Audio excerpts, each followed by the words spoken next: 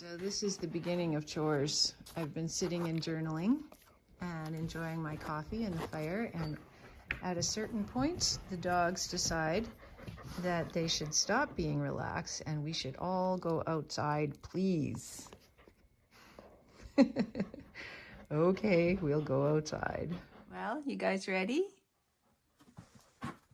Kyrie has brought a sock for me. Okay, let's get going. Here we are. And Kyrie can't leave the deck until I ask Joy to go down. Okay, Joy, down. Good girl. Free. Because Joy's like a black missile. She's hiding. It's too early for fighting. Okay, let's head to the barn. Head to the barn and feed the cats.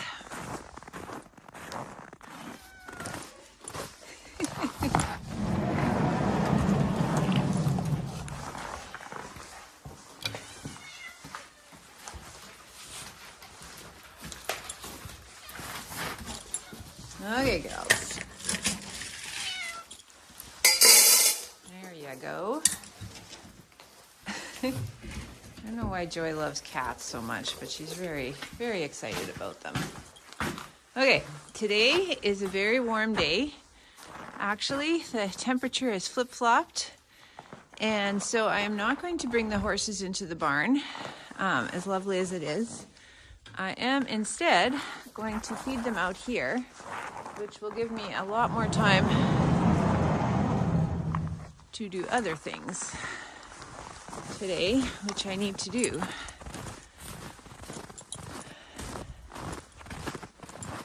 And it is, I don't know, close to 8 in the morning.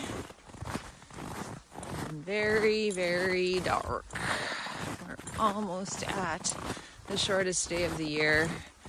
And so this is how my mornings look, as do most Canadian mornings look right now. So while I feed the horses, Joy, come! Come on, Joy! Where'd you go? Come on, Joy! There we go. I will scatter some food in the snow for the dogs to snuffle and find.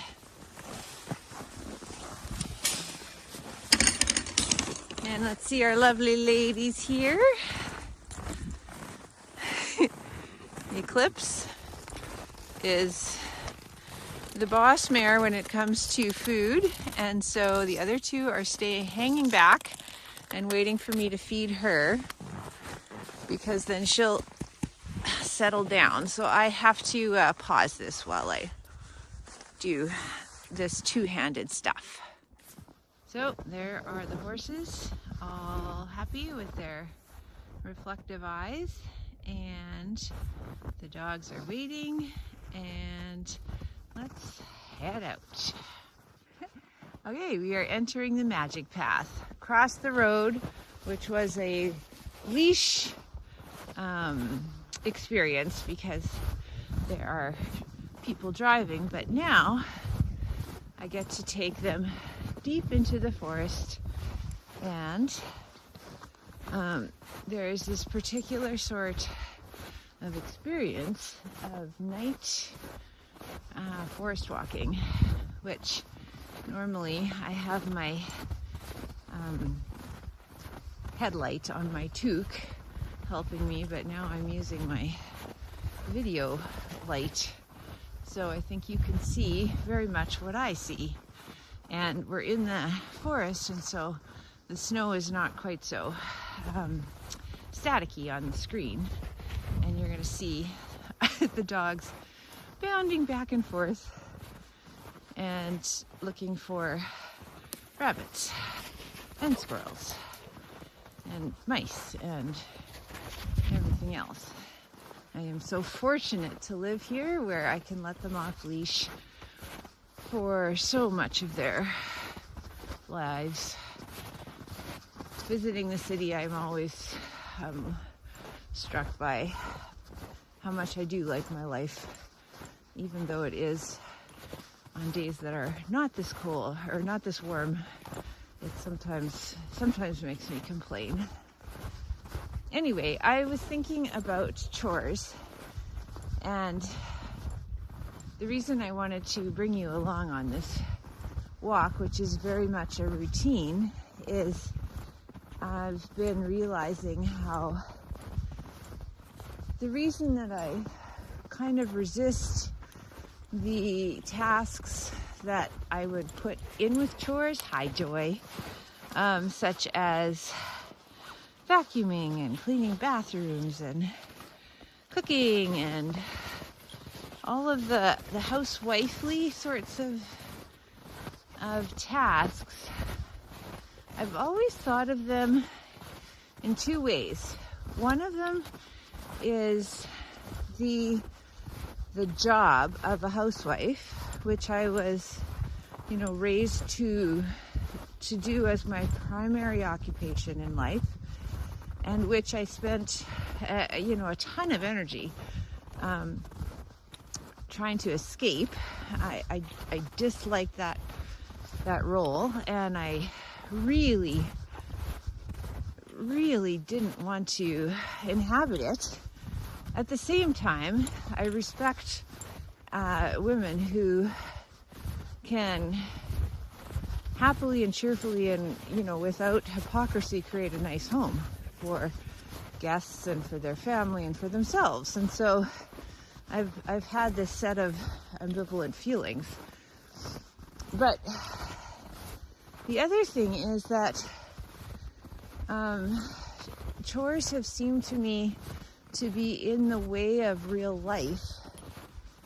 And so even if I'm not a housewife, even if I'm a career woman or entrepreneur or a writer is now, or anything that I give myself as a kind of a label, the chores keep coming up. They keep getting in the way. They're every day. And it's not just these morning walks in the cold and snow. It's all the people chores. There's so much involved in keeping a house, especially when there's a lot of people in and out of the house. And so I've tended to have there's a story. I've tended to have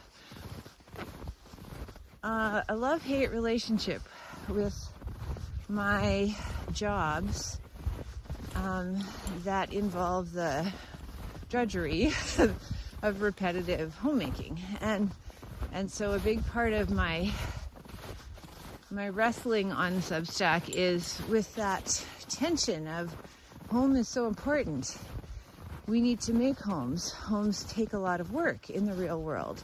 It appears they take a lot of work in the imaginal world too. They take so much work to build and then to rebuild, to declutter, to maintain, to defend. The boundary thing alone is just ridiculous. And so what do you do with that? And how do I find meaning in these,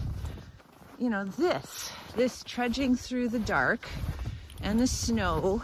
And very necessary for the dogs. You can see how happy they are, and it's actually really good for me too. But it's not like I wake up and can't wait. No, not at all. It's dark, and it's only, I think, -12 right now, so it's a heck of a lot easier than yesterday, but still, this is not comfortable, and it also is hard to figure out where it fits. And so I've been thinking about the chores and wondering if I could situate them in a more central place and less, I guess. What the problem is that, and I was talking about this with my cousins yesterday, like the idea of being trained for service, which is a very specific role of Christian women, to deny oneself, to make a home for others, to be ready to give up your hopes and dreams so that you can, raise children and keep your husband happy and so on and so forth. Like, none of that makes my heart sing. And I love my husband and I love my children and I love my home. And sometimes I even love the chores. But it's complicated. And I think what I thought today, which I've been coming to with my writing, is how I probably can never make a home for anyone else. Probably that is the lie that is tripping me up. Because if I'm engaged in homemaking for other people, it stands to reason that I'm doing the work so they don't have to. And then I'm building a home, which everyone needs, for sure. I need it too. But my home now has to include their needs. And so my home is not really my home, like I've written. My home is more or less my place of hardest work and deepest service, and I have nowhere to go. And furthermore, all of this sacrifice isn't really useful because, you know what? Nobody wants to live in somebody else's home. That is very clear to me. And working as a caregiver, it's very clear too that ideally my best act of love for someone who needs help is to support them in making their own home. That is very different than me saying, you know what, don't worry about it, I'll make a home for you. You don't have to do that. What I'm doing then is taking away their container of meaning. And that's, very dehumanizing.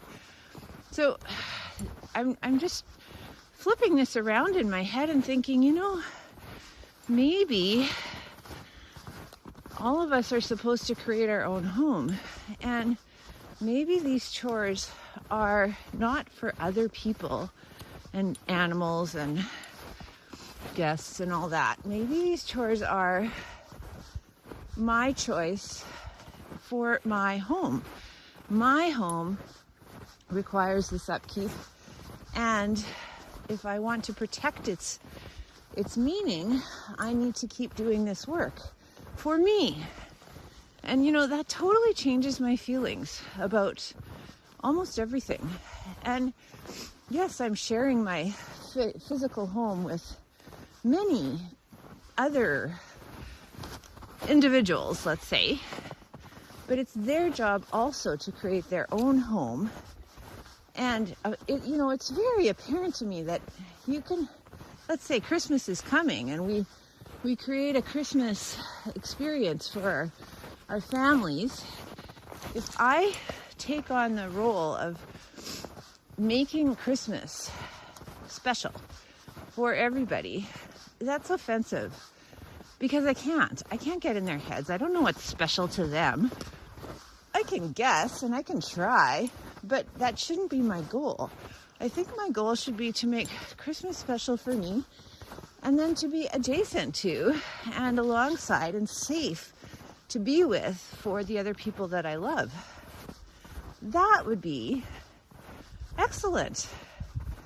And how many of our family gatherings would be a lot more fun if each of us had that as the kind of objective rather than trying to control the experience or manage everybody else's feelings or create this perfect, situation that turns Christmas into a really kind of hideous sort of caricature of love.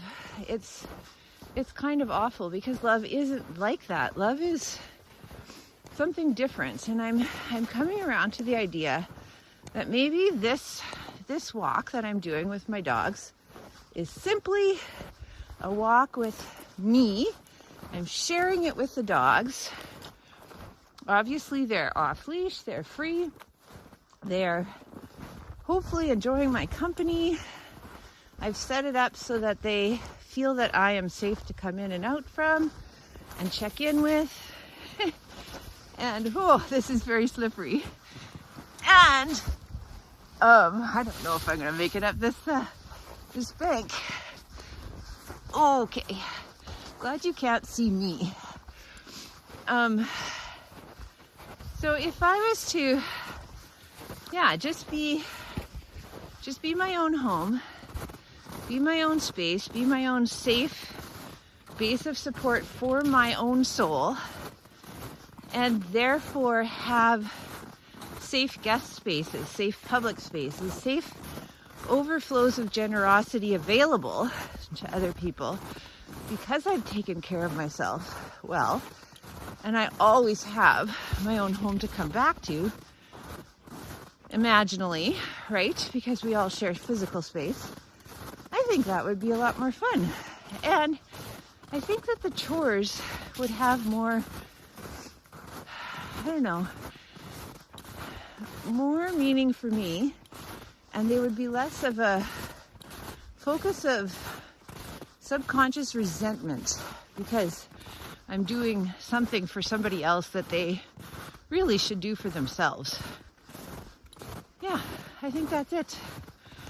And so it's time to put the leashes on because there's the road.